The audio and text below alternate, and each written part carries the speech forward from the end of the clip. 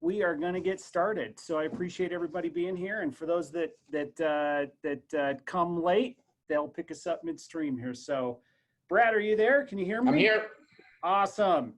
Well, thank you for being on the call today. Let me quickly introduce Brad for those of you that don't know, and you saw his bio on my Facebook post, but Brad, and Brad can fill in the blanks after I kind of introduce him, but just quickly, Brad started investing in about 1999.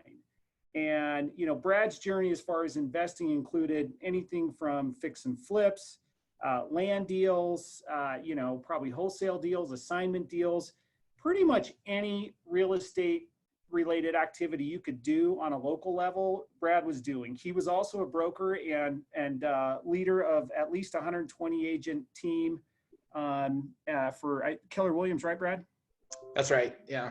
Keller Williams. So I met Brad through my partner, Matt Storheim at the time, who had been doing different things with Brad right around 2005. And we never actually did any deals together, but I remember going up to Brad's office at the Union Park, Fort Union, when you had your office there, right? And this would have been, I don't know, 2006, 2005. And I mean, I was just kind of blown away with all that he was doing. I mean, he was a broker, he had all these agents, he was doing all these deals, and man, but then our connection, even though we stayed in touch a little bit, really, we didn't really reconnect until the last year or so, just kind of on social media, right? So right. That's kind of where, and I think Brad, we'll go through it, and I'm going to let Brad tell his story, but Brad has definitely been through the ringer, and probably a lot of it self-imposed, as he's going to talk about. And I know that there's so many people that are probably in maybe not the same situation, but similar situations that we'll get into that Brad was in. And I hope this call is beneficial to kind of learn from him. I don't want to dwell on like the juicy details of some of his, crash and burn, but more of his rise back up and the lessons we can learn from it. But Brad, welcome. And just as far as your credentials and then I'm going to have you go into your story in a second, but just anything I misrepresented there, like, far as where where you started and stuff like that? Details, but I wasn't an actual broker. I was an operating partner. That's okay. Different. And the team was an office, and I put together an ownership team for the Keller Williams office in Orem with 5 or 6 different partners, and we grew that over the space of a couple of years before I left to about, I think it was 100 to 120 agents. I can't remember all the numbers, and so that, I mean, details, but details matter. Details matter, and we're going to get into that. So what I thought would be helpful, Brad, if you don't mind, as you tell your story a little bit, what I want to do, and everybody listening, if you guys have specific questions for Brad, throw them into the chat. And then after he gets done telling his story, and then questions I might ask, we're going to, Brad, is that cool to have kind of some Q&A? Like, I mean, the point of these calls is for people to learn and hopefully be inspired and make better decisions in, their lives and investing. But so I may kind of cut you off just to clarify some stuff, but if you don't mind, and don't go into every detail, but what I want to do is, Kip, of course that's coming from Kip. No credit, Kip. Start from your beginning, how you got into it, kind of the deals you started doing, and then let's lead up to getting into 2007, 2008, where more of your detail of your story starts. So fire away, go for it. Well, I actually bought my first fix and flip in 1997 while I was finishing up and just getting started as a school teacher. I graduated from BYU and I was going to be a school teacher. And when I saw what school teachers made versus what I made on my first flip deal, and it was something that I bought using Carlton Sheets program. If any of you stayed up late in the 90s, no money down program.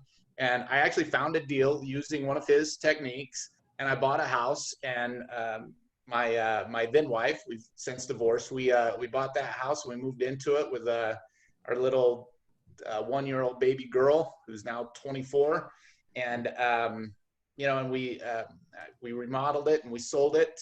That kind of got my juices going in real estate. But I didn't get started in real estate full-time until 1999 when I started with a mortgage company doing marketing and advertising stuff. And I got my real estate license at the end of 1999, maybe around the beginning of 2000. And then a partner and I, we were buying and selling HUD-owned properties at that time. And we were partnering. We were doing equity partnerships with equity partners. We were doing seller finance deals. We were doing everything creative, everything that we had learned from Carlton Sheets or from who were some of the Ron LeGrand, some of the other early real estate trainers. And we were doing all that, and you know, partnerships come and go. And I went in and out of a couple different partnerships along the way. Met Matt Storheim, and I was just and in 2004 I joined Keller Williams. And when I joined Keller Williams, I started making my focus. That's where I started learning how to run a business and treat my real estate job like a business. And I started growing a team, started growing, buying and selling, but at the same time representing buyers and sellers at a fairly big level. And I think it was 2008. My team was, we were one of the top teams, if not the top team in the Keller Williams region. But that was hiding something that had been going on. And what had been going on, I mean, really simply, I had gotten way overextended. And I had bought and got into deals that I was not able to manage. And in 2008, as the subprime market crashed and some like 65% of our mortgage products went away, as everybody knows, the transactional volume went down fairly quickly. And then values started falling. At the time, I owned or was a partner or owned 4 different large developments. One in South Salt Lake, it was a 49 lot townhome subdivision. One in Fort Union, it was a 12 lot kind of higher end cottage style houses. All of these have been developed. Another was a 36 acre parcel in Harriman, and another smaller one in Magna, and little 6 lot subdivision in Magna. And I was in the process, at one process or another, of getting all of these developed. And what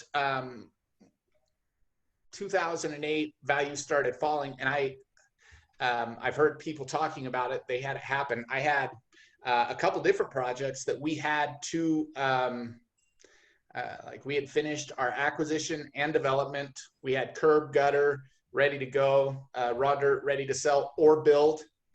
And for those of you that were around in late 2008, early 2009, funding stopped. We actually had multiple banks tell us that had given us the money for the acquisition and the development loans, they were not going to extend the vertical financing for us to build, you know, to go north or to go up. And so we were left with these projects that the values were going down. And so we were forced to, we couldn't sell them for even what we had underlying, the underlying loans.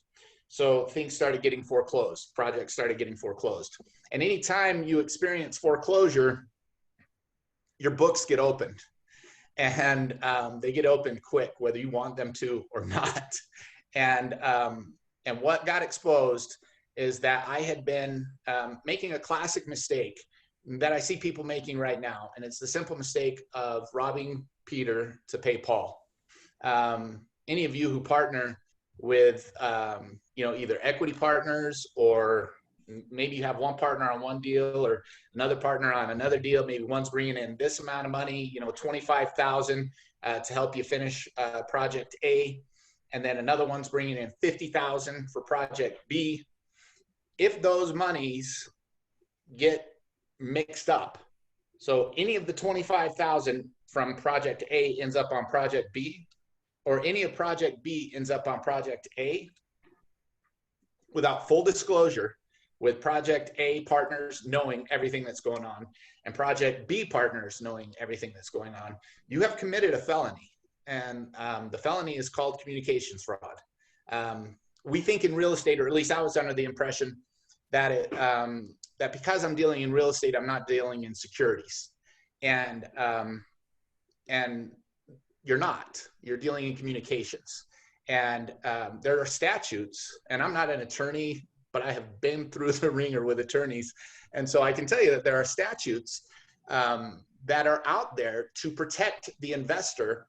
They assume you, the person running the deal, is the expert. And if you're not doing everything like you said you would, you've committed communication fraud. Well, I didn't understand, and that's not an excuse. I mean, I knew that was wrong, what I was doing, but I thought I would be able to cover it up. Brad, maybe for a minute, and we'll come back to this, but give maybe an example of the specifics of a deal, because I'm guessing those specifics of one deal were probably replicated on multiple deals at that time, right? Sure. Yeah. So I've got a 12-lot subdivision in Cottonwood Heights. A partner brings in $250,000. It's to be used for finalizing, finishing the development of that project, curb and gutter, and then a portion of it was to be used for a down payment on the first construction loan. About 20,000 of that money ended up on a townhome subdivision that we were developing in South Salt Lake. And who is controlling the books? When you say me. It ended up, you were, okay. You Yeah. had access, you had control of the checkbook, the accounts, everything. I was the one running the deals. Got it. And I was the one that put all of the deals together, put the partnerships together. And because of the nature, and I mean, I'm sure some of you guys that are running, and I see you doing developments, and they're cool, and the developments are cool. And the partnerships, if you're doing it the way I was taught to do it by my attorney, you're forming a separate LLC for every development, right? And so every LLC really needs to be its own entity, and that's the way the government looks at it, and the way accountants look at it. Every entity is like it's its own person. And so when my South Salt Lake project needs 20,000 for whatever reason, I simply take money from my Cottonwood Heights project and I dump it into that South Salt Lake project. Yeah. And I call it an owner's contribution. I look at it like, well, this is kind of my money. That's the way I looked at it in 2008. This is like my money. I mean, I borrowed it, but and they partnered with it, but essentially it's my money. I'll be paying it back, right? Yeah. Wrong. It's not my money. And that's that's a huge mistake. And I see people making it. I see people making it right now. I've actually heard people say, well, I can take money that I've got from this project and put it on that project. If both of those projects are owned and managed by the exact same management group, as long as everybody's up to speed on what's going on. Sorry, reading Benjamin's, I'm not an attorney. And so if I haven't disclosed that, I am simply a convict. And Ben's going to have, Ben was on a call earlier, this month, and he's going to have some good input along the way here. And maybe when we get some Q&A, he'll maybe have some additional questions for you. But so Brad, what you're doing is you have these 5 or 6 development deals. You probably still have some rehabs going on, right? Like you have some smaller ones too, right? Yep. And you've gained enough trust and confidence from different friends, family, relatives, investors, lenders, whatever arrangement. You had the ability to raise a lot of money, whether it was secured or unsecured. Right. Okay. And so at the end of the day, you have maybe 1 account, 3 accounts, 10 accounts, whatever it is. You have all this money there. You have access to it, right? And just like you're saying, South Salt Lake's missing 20 grand. Fort Union has 150. I know we're going to need 200,000 for Fort Union, but we're not going to need that for 4 months. Exactly. Let's take 20 of it because it's going to get paid back really quick. Right. That Yeah. development loan's coming. It's a few months away, right? Exactly. So, it's either going to get paid with that, or I've got these deals closing. I've got these these other houses that I've got under contract. They're going to sell, and I've got like 80 grand in those. That's going to come back to me. I'll be able to replace it easily. Yeah. And so up until the financial collapse, and when you talk about how banks kind of just cut you off, right?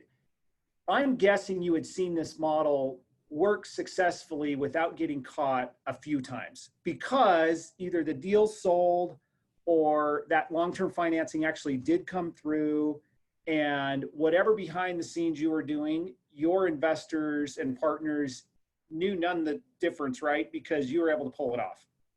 Well, yeah, I mean, I had success going for me. Yeah. People were getting paid back, and the one, I'm no attorney, but there's a difference between a Ponzi scheme and between robbing from Peter to pay Paul. Neither one of them are good, but one of them gets you into a securities problem, and another one gets you into a communications fraud problem. They're both felonies. Yeah. And so, but there's a difference, and one of them is, and they are punished differently for what it's worth. And one of them is, you're running a legitimate business. You're just not doing a good job. And here's the other thing, and here's my biggest mistake, Matt, that I made. And this is why I wanted to talk to you that was a mistake.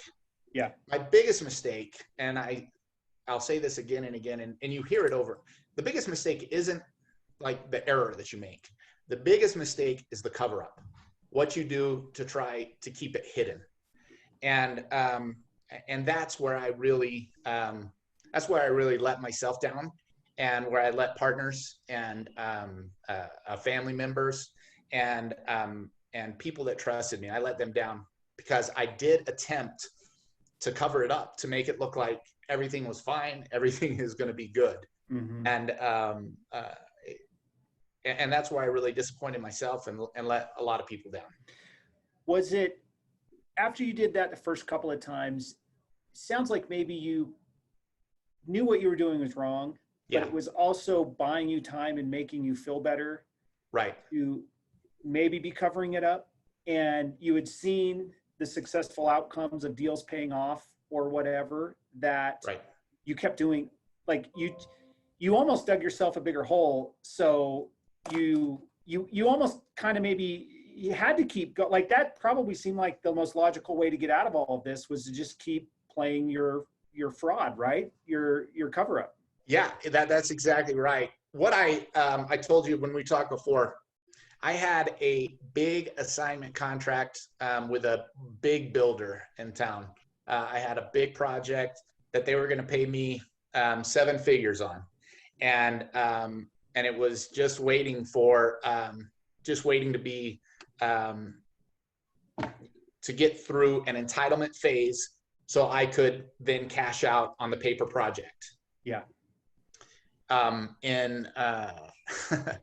In November of 2008, from a timing standpoint, November was terrible. December was worse, but in November of 2008, they called me into their office and they said, "Hey, we are our lines of credit." And this is a builder that you would not think you would ever, especially as you watch them today, you would not think they could ever run out of money. They said, "Our lines of credit have shrunk or have been cut off, and we are not allowed to buy anything right now. And we're gonna assign our contract that you've assigned to us to another builder." And that builder offered me 25 cents on the dollar for the contract, or a lot payout. And that sounded good to me. The lot payout sounded good, because I thought, well, I'll just take time, and over time I'll get the money paid back. Yeah. I didn't tell you this detail, Matt, but that person who took that contract ended up getting way over leveraged on that project, somehow found money to buy it, got way over leveraged, and tragically he ended up taking his life. And so that deal was gone. That then went into probate and debtors. And so a 7-figure payday that I was looking forward to in a matter of like 8 to 12 months just kind of flittered away. And that was kind of your last hope to really get out of this and cover up all your tracks.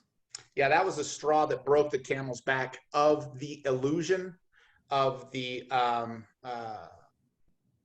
cover up. And it was necessary. Like I told you, I'm really grateful for it. For years, I cursed a dead man.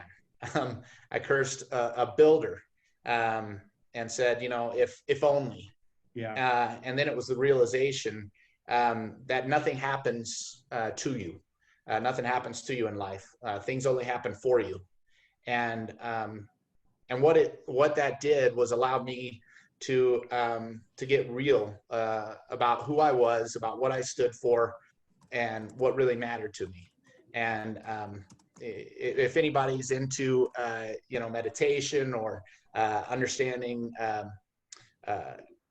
what it is to lose the ego, it allowed me to go down a path of what I call the path of stoicism that allowed me to figure out what I really stood for, what really mattered, and just that, like what I was really about. And it wasn't about an image. It wasn't about dollars in a bank account. What it came down to is the people, and like I'm sure just about everybody here, the people, the relationships that we have, and then ultimately simply becoming your best self. And like I told you, Matt, if that would have cashed in, if that deal would have cashed in like I thought it would have allowed me to believe that the illusion was real. Yeah. That it was okay to behave and to treat people and money the way I was treating them. And so it was the best thing that could have happened for me. Well, thank you for sharing. Maybe speed forward a little bit here and just briefly describe the aftermath of, I mean, you could probably end up writing a whole book and I'm in the process. Yeah, I'm in the process, actually. Well, we're going to want to read it. And then give us the Reader's Digest. And I don't want to have you rush this for, lack of, detail to it, but just more in the interest of time to get to some questions. Just give us the bullet points of like kind of the destruction and the aftermath, and then pause there, and then we'll kind of rebuild where you've come from. Sure. So multiple foreclosures took place. I was divorced as details came to light. One of the parties that lost a lot of money was a family member that was really close to me, and I lost a lot of relationships. And in 2010. That investor who gave me the $250,000 for my Cottonwood Heights project, they filed a complaint with the Division of Real Estate, basically exposing what I had done because it had come to light. And the Division of Real Estate sanctioned me and gave me an opportunity. And I voluntarily, at that point, I forfeited my real estate license and went on. It was a 5-year probation, unable to operate as a real estate agent. And then in 2013, that same family member headed a charge and filed criminal charges against me. And I fought a 3-year battle to try to mitigate damages at that point. And in 2016, January 2016, I pled guilty. I was charged with 5 or 6 counts of communications fraud, as well as a second degree. Those are 3rd-degree felonies, I believe, and then a 2nd-degree felony of a pattern of unlawful activity. So anytime you do this more than once, I believe it's actually 3 different events, you now it's the state's what they call like RICO law, which is like basically organized crime. And so I got charged as an organized criminal, like I was running an organized crime syndicate, and so I had to defend myself against that. So that was the legal mess. But in 2000 and so I got divorced in 2010 or in 2009, and then in 2010 I met my now wife, Tiffany.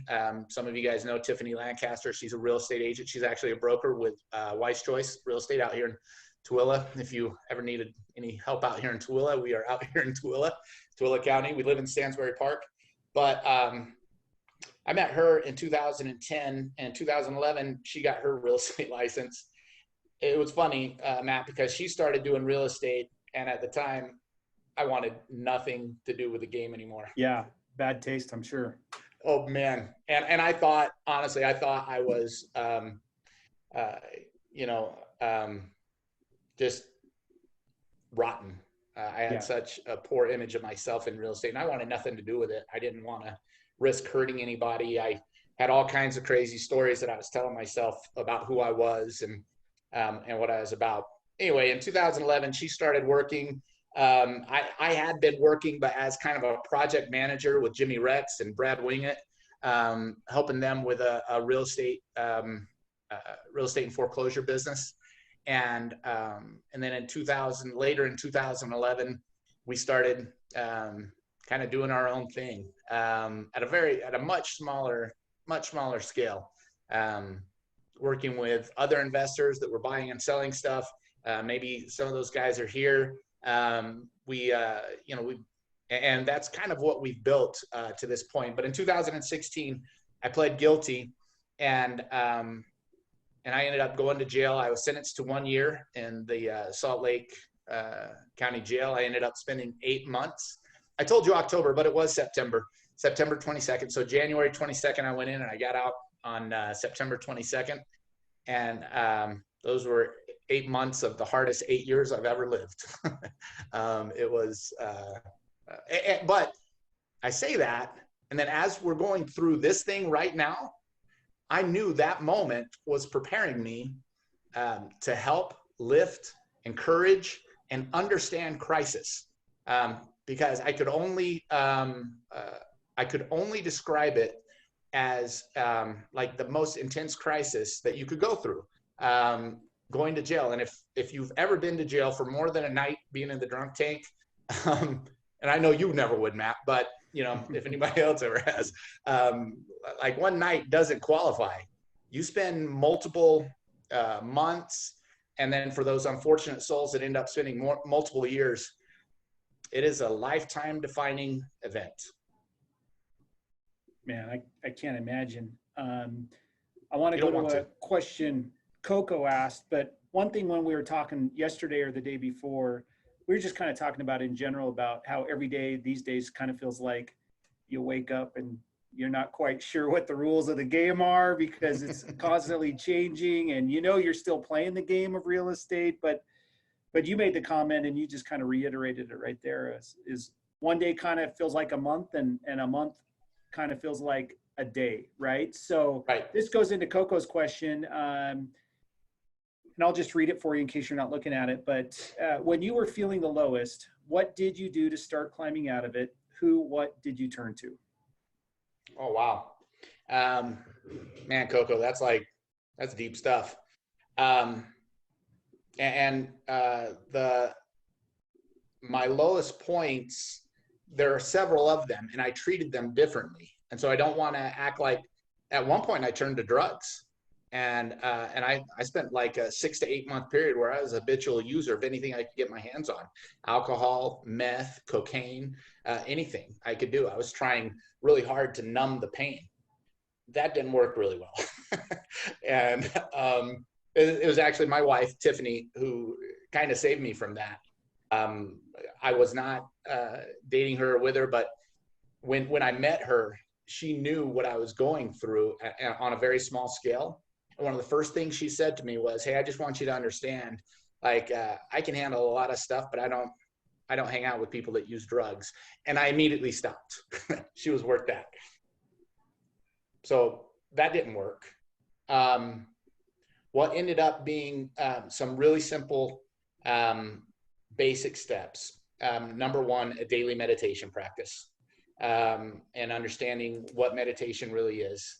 It gave me the courage and the strength to get real about where I was at that moment. Eliminating the stories of the past, getting rid of the fear of the future, and being intensely present. That allowed me to shift my thinking from a survival game, which is what a lot of people are in right now, thinking about how am I going to get through today, and then move from surviving to thriving. And thriving is different for all of us.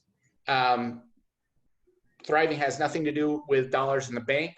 Thriving has nothing to do with like what's on the scale. If you're a workout junkie, thriving has everything to do with your mindset. And for me, it meant adding one victory a day at the start. That victory may be getting a workout in. It may be reading the book that I've been sitting on my nightstand or on my desk. It may be connecting with my wife in a way that is meaningful to both of us. It may be doing something for somebody else. But the more I could add and stack those wins on top of each other, then I could begin to thrive more and more. And so it really is just going from a subsistence level.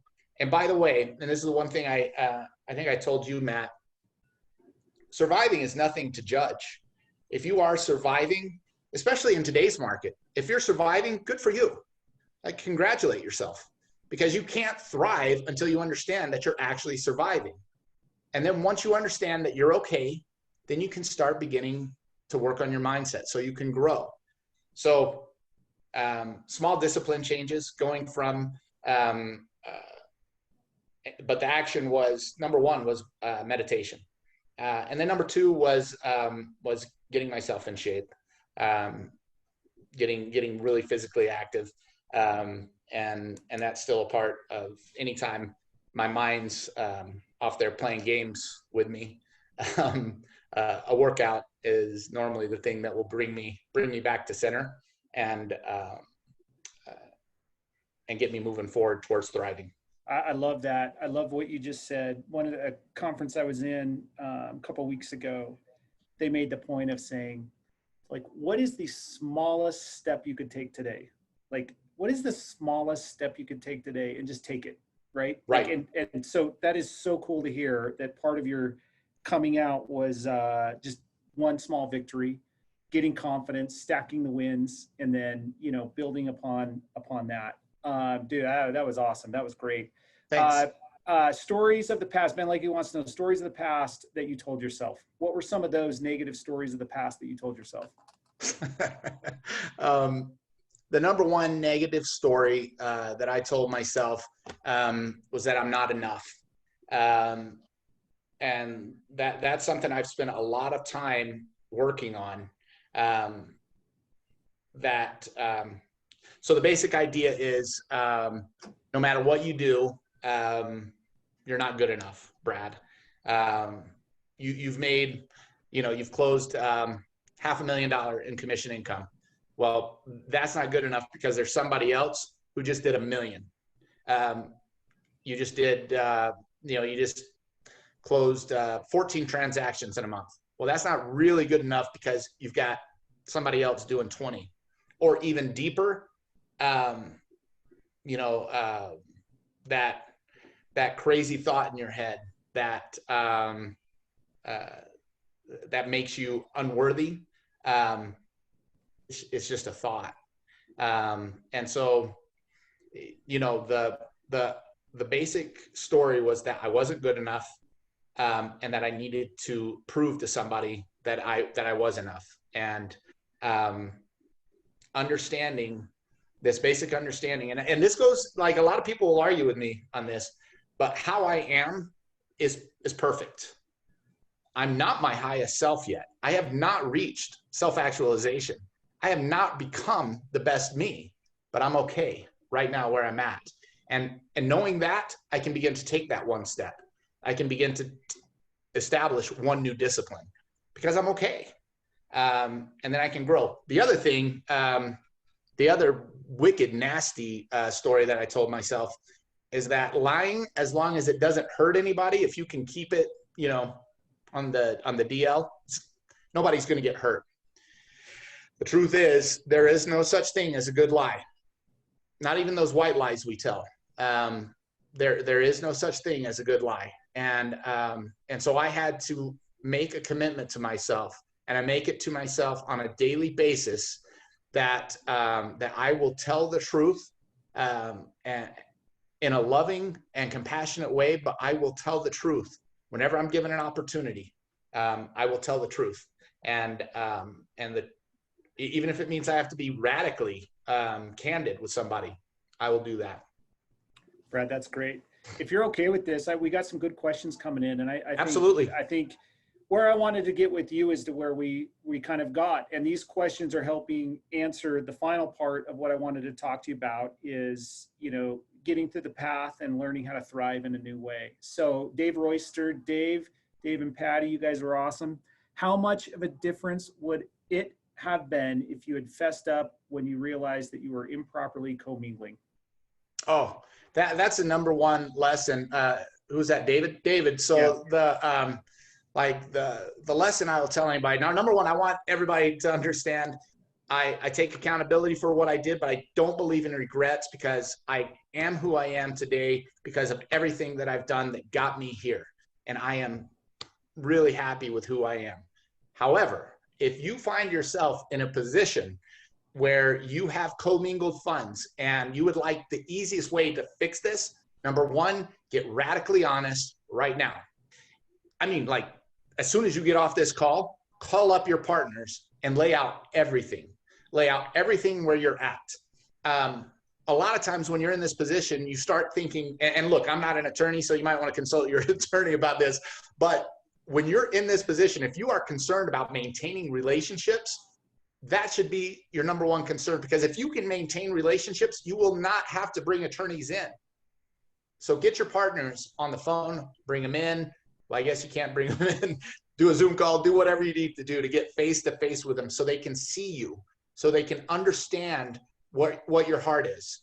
If I would have taken that, approach, it would have completely changed other people's reactions. They could have remembered where my heart was at. They could have remembered, why I was doing what I was doing. Mistakes, absolutely. I'm going to make up for them. Give me a chance. So if you're in that position, get honest right now, and don't wait for it. Don't think that there's some that there's a golden nugget out there that you're going to find, that there's a deal that's going to make up for all of it. It may be there, but all that will do is reinforce your shitty behavior up till now. And you don't want to do that. You want to take accountability for it. You want to own it. If that means you lose that relationship with that partner, that they're going to not partner with you anymore, that's exactly what needs to happen. And so let that come. Don't resist that. Get into that, lean into it, be honest about it. And I'll tell you this, whatever it is that's going to come is going to come no matter what. You're fighting and kicking against it. It's not going to change it. So own it as quickly as possible. Own the consequences as well. Those are your creation. Those are what you have absolutely brought. And it can be beautiful or it can be terrifying. It's 100% your choice. I love it. Nora, what gave you the strength to acknowledge and share your story? You've maybe answered this a little bit, but what gave you the strength to acknowledge and share this story? Well, Nora, I was actually terrified. Not with Matt, but up until, so when I was incarcerated and when I was sitting in the jail cell, I was able to correspond with some family members through emails, although those are terrible, and some phone calls. My sister, I have a younger sister who is much smarter and wiser than me. And she told me something that kind of struck me. She said, Brad, you're going through this terrible, terrible thing. What are you going to do with it? And I said, what am I going to do with it? Like, I'm just going to try to get out of jail and live a life. She said, no, like, what are you going to do with it? And it struck me that if I go through all of this, and I had just finished reading Man's Search for Meaning, Viktor Frankl's book, I thought, you know, Viktor Frankl went through concentration camp. And any of you who haven't read it, I don't want to tell the story, go read it. He didn't have to go to concentration camps. It was a choice he made. And as he was in there, he understood. And the thing I took from the book was any suffering, any crisis, anything you go through, it will be for nothing if there's not something to teach. There's not something to be learned. And so I determined that crisis that I was going through, I was going to use it to teach, to lift. And my thought coming out was that because I had seen so much degradation of life in jail, drug addicts, I was in there with drug addicts, with gangbangers, with people that we just drive by on the street. And I realized these humans need hope. They need a reason to find a better way. And so my thought was I would work with at-risk individuals. And my wife and I do our construction business. We employ at-risk individuals, people that nobody else will hire, drug addicts, homeless, whatever, so many different at-risk individuals. And I consider that like my coaching opportunity. And we're kind of proud. We've got a couple of recovered addicts that are on our team that will tell you, like, they would not be on the path they're on if we hadn't given them an opportunity. And I'm proud of that. And so an opportunity to make a difference, essentially. I wanted to be able to make a difference. That's awesome. That's awesome. Brett Johnson asks, how have you been able to repair past relationships? And if so, how did you go about it? Well, unfortunately, Brett, some of them haven't. That's just a harsh reality. When you've told lies and you are deemed untrustworthy, and rightfully so. You know, there are some levels of betrayal that just it's not up to me. I'm willing to re-engage anybody. The forgiveness, the redemption that I long for had to start with me. And so everybody else is on their own timetable. If anybody else wants to forgive me or wants to feel that that peace that comes through that, that's on their timetable. A lot of friends, this thing that I'm doing right now is very honest. I got very honest with a lot of people, and I decided I would be just radically honest. And if anybody wants me into their life, that's great. And if they don't, God, I understand. There are people that are not ready for that, and that's okay. I love them either way. And so my ex-wife, she still has a no contact order, so I can't even talk to my ex-wife. Ex-in-laws, same thing. I can't even talk to them. And these are people that I loved and cared about deeply, and I still do love. And so some of those relationships just, I don't know, it's really out of my hands at this point, and that's okay. So. Thanks, Brad. We're kind of coming to the end. If anyone has another question, I do have one final question for Brad, and really for everybody that I wanted to ask with a little bit more time. But if anyone has a question, and I'm sure Brad offline, you're going to be more than welcome to, happy to talk to anybody, right? Like, absolutely. Yeah. We're still like that period that I went through where I hated real estate. I got over it. Yeah. I love real estate. I can't do what so many of you guys do. Like, well, the one thing I tell anybody who comes to me and says, hey, I want to buy and sell houses, and they're a real estate agent, I say, are you sure? Because like being a real estate agent is really fun, and I can't do it. But like, I love real estate, and I still understand creative financing. I understand putting deals together. I don't expose myself at all anymore for a couple of reasons, but I just don't. So I involve myself a lot more as a coach. as a consultant. And then I manage the jobs that my wife and I do, and that we partner with people on. I manage those jobs. So yeah, reach out to me if you have any questions. And if you have a deal in Tooele, let us know. Awesome. And you just answered Steve Garrett's question. So I'm going to go out on a limb here and ask you this question, but I'm going to also ask it to everybody because it's a question I like to ask myself often. And the question comes from a coaching program that I'm a part of called Strategic Coach. And Dan Sullivan, the founder, he calls this his DOS question. You've heard this question before, but he phrases it in a different way. So I'm going to post it in the chat, and then Brad, I want to kind of end this call with you thinking about this, which I know you've thought about. And so I'm going to go ahead and post it because it'll be easier to read after you read it and think about it, and everybody do the same thing. And, maybe share your answer with, your accountability partner or your spouse or your partner or whatever. Right. So anyway, take a minute and read that. And then Brad, let's talk about your answers as we end the call and kind of give your final send off on this call.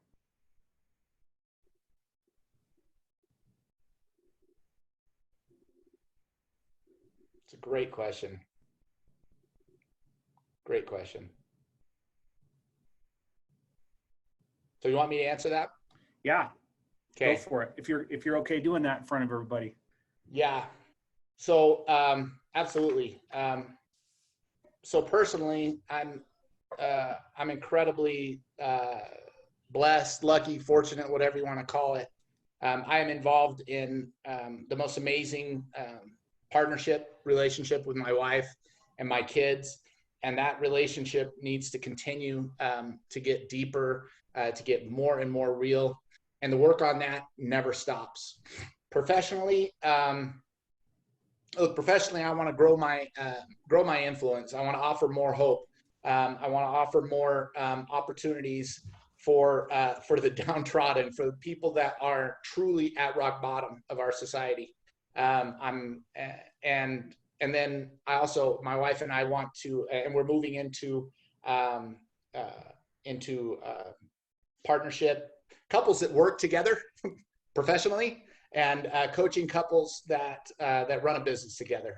And then we've done a good job of eliminating a lot of debt. That was one of our top priorities since when I got out of jail, was just getting rid of debt. We knew the market was great, and we knew it wouldn't last forever. And so we're going to finish that, understanding. It's a basic concept from Robert Kiyosaki's book that I read years and years ago. Do you know the difference between an asset and a liability? And if you know the difference between an asset and a liability, how you treat those things. And so eliminating liabilities and growing assets. And that's what it would have to look like. Like specifically, our goal is to have 30 rentals that we own. We're on our path towards there. Single family, we're single family folks. We want to own single family doors. I know, and that could be, single family detached or apartments. Matt, if you get tired of that property in Tooele, let me know. But yeah, just continue to grow our influence, continue to grow our assets, so that we can really make a difference and lift a lot more people and hopefully provide hope and inspiration that if you're at this point where you feel like there's nowhere to go, that there is that you've dug yourself a hole, there is always a way to start pulling yourself up. And it might be a long journey. It will be a long journey. And that is the beauty of it. The journey is the beauty. And so Embrace that. I love it. I love this question because it causes you to think of taking your current self into the future with you, see what that looks like, what you want it to be, and then go back with your future self to the present and start building it the way you've imagined it, right? And enjoying your journey along the way. It reminds me, I always listen to this Alan Watts, and I'll post it. I've shared it before of, it talks about life as a journey, right? And it talks about how we're building up to this thing, and then, we're hoping when we get there, we're, all excited and satisfied. We're on top of this mountain, but the reality is we need to stop and sing and dance while the music's being played, right? Absolutely. Enjoy the journey. And so Brad, thanks for dropping your phone numbers in there. And Brad's going to be very accessible. I know he is. Man, we've covered so much. I feel like we could go for hours, and we're gonna nail this phone call at just under an hour. And so that's awesome. Maybe, I mean, you've kind of already maybe given them, but maybe just kind of some final parting thoughts, and then we'll keep cranking through the day. And we really, really appreciate your time, Brad. The final thing I would say is thank you so much, Matt. Thank you to each one of you who came on here. I have felt, as I see these comments coming and I see your faces, I felt so much love and just an outpouring of compassion. And that's a beautiful thing. And like that thing that we can share as humans, this connection, this is like as real as we can get. And I don't want to hear that this isn't real, because this is a real connection. And so, and then in my yoga practice, I'll just simply say namaste. Awesome. We're going to end it just like that. Everybody, thanks for your involvement and contributions and paying attention. And man, I get more out of these, I think, than anybody. So I'm lucky to be able to put these on for right now. So everybody have a great day. Reach out to Brad if you have any questions. If you're in Tooele, stop by and say hi. We'll go meet up at the Holiday Oil on Main Street. You know, absolutely. Even before Corona started, whenever I'd go visit my properties out there, I would go straight to the Holiday Oil bathroom and basically take a shower, you know, wipe down real good. Yeah. I mean, big. There's some great opportunities out there. So, all right, everybody, have a great day. Thank you so much. Thanks, Matt. You got it. Thank you.